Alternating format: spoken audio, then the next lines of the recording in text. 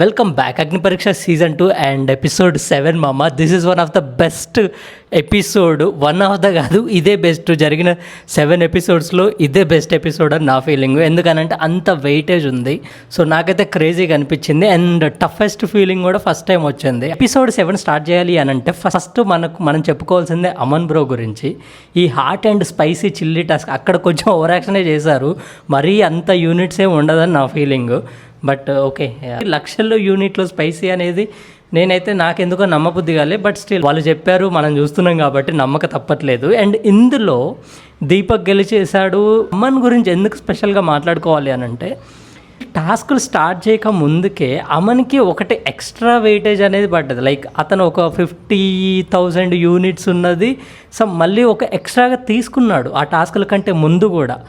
So స్టార్టింగ్లో ఇచ్చింది, మళ్ళీ ఇంకోసారి ఇచ్చింది, మళ్ళీ థర్డ్ టైము ఆ గేమ్లో సెకండ్ రావడము, ఇవన్నీ కూడా లైక్ ఒక మెట్టు పైన ఉన్నాడు అనేసి నా ఫీలింగ్. అంత భరించడం అంటే చాలా కష్టము. బట్ సెకండ్ పొజిషన్ వస్తేనే టాప్ 15లో ఎక్కడ తగ్గనన్నట్టు ప్రూవ్ చేసుకున్నాడు, వెళ్ళి కూర్చున్నాడు 15లో.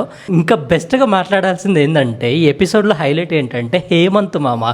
ఈ హేమంత్ని స్టార్టింగ్ నుంచే చూసి ఇంత అమ్మాయి కూడా ఏంట్రా ఎక్కి తొక్కేస్తారేమో బిగ్ బాస్ హౌస్లో, అవసరమా అనేసి అనుకున్నా. వాయమ్మ, ఈరోజు నా ఫ్యూజులు అవుట్ అయినాయి. ఆ పియర్సింగ్ చేయించుకోవడంలో అసలు ముందొచ్చాడు. అది పర్మనెంట్గా ఉండాలి, దాన్ని చెరపలేం కూడా.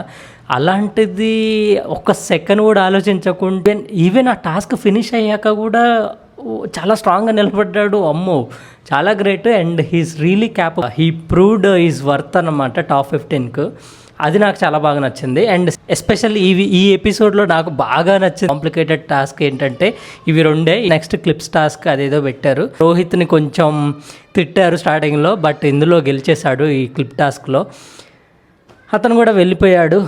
ఐ పర్సనల్లీ ఫీల్ ఆ జోష్నా కూడా ఉంటుంటే బాగుండేమో అనేసి. But so it's all depends, ఇంకా మనం ఏం చేయలేము. అండ్ ఇప్పుడు టాప్ 15 ఎలా ఉండబోతుందో తెలియాలి అని అంటే రేపటి వరకు ఆగాల్సిందే. ఫాలో చేసి పెట్టుకోండి. Bye bye.